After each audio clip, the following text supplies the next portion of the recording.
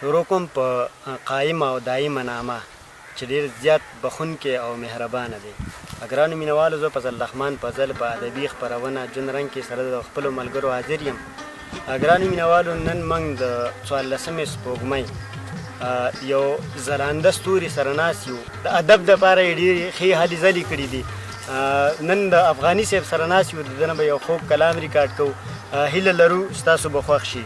افغاني صاحب تاسو ته په پروګرام کې هرکلی ویم او د کتونکو سره به څه شریک کړئ.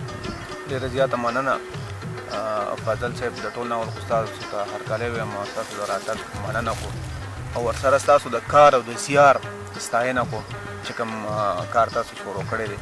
دا به په پیمانو باندې نه تلو چې دا څومره لوی دی یا څومره وړوکی دی، خو هر څیز ابتدا چې دغه همدغه شانې کېږي. په سماج کې، په چاپېرچل کې د ادب او د فن د ترویج دپاره ډېر ښه ګام دی او زه یې ستاینه کوم او مینوالو ته بس اورم بس یو څو ګډوډ شعرونه ویم منفره ده او بیا ورپسې یو غزل ویم. سوچ کوم چې ستا په ښایست نوی غزل ولیکمه، سوچ کوم چې ستا په ښایست نوی غزل ولیکمه، که نه به ځان باندې یو سوی غزل ولیکمه، یو سوی غزل ولیکمه.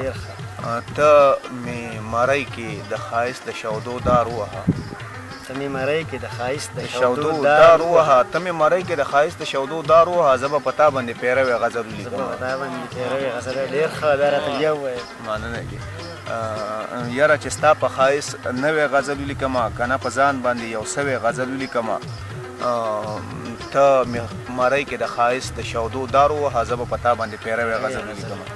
او یو دوه شعرونه دي چې زه روزانه ویمه چې سترګې به بیا نه جنګومه، زه روزانه ویمه چې سترګې به بیا نه روزانه ویمه چې سترګې به بیا نه جنګومه، خو بس چل دی پوه نه شمه جو جنګومه. د ورځې ټوله ورځ د ژوند سره ډغرې وهم، د ورځې ټوله ورځ د ژوند سره ډغرې وهم، د شپې بړستنه کې تاویږمه مازغه جنګومه. ډېر ښه.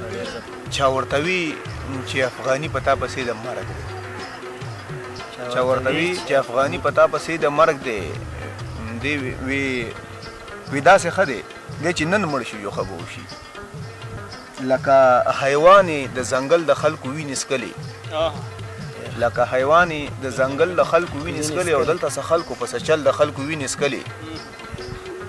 ښه ده چې شته نه که زما په لاس کې مې اختیار وي، ښه ده چې شته نه که زما په لاس کې مې اختیار وي، ما به د ټولو ناول د خلکو وینې څکلې.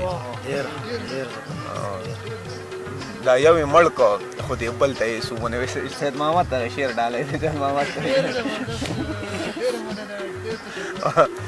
دا یو یې مړ که خو دې بل ته یې سومونه وي، د یو شراب څکلی او د بل د خلکو وینې څکلې. اوس داسې وخت دی چې غزل کې خلک ټوکې کوي، اوس داسې وخت دی چې غزل کې خلک ټوکې کوي، داسې یو وخت و چې غزل د خلکو وینې څکلې. چا به د مصر په حرم د چاړونه شپېلل، چا به د مصر په حرم د چاړونه شپېلل، چا د اګرې په تاج محل د خلکو وینې څکلې، چا د اګرې په تاج محل د خلکو وینې څکلې. مننه، بس همدغه و فلم تاسو راتګ بیا مننه. ډېره مننه ستاسو، ډېره شکریه ادا کوم چې دومره مصروفیاتو باوجود تاسو موږ له وخت راکړ، زموږ دا پروګرام دومره قیمتي که ستاسو یو جهان مننه. ډېره زیاته مننه. الله بیا راوله.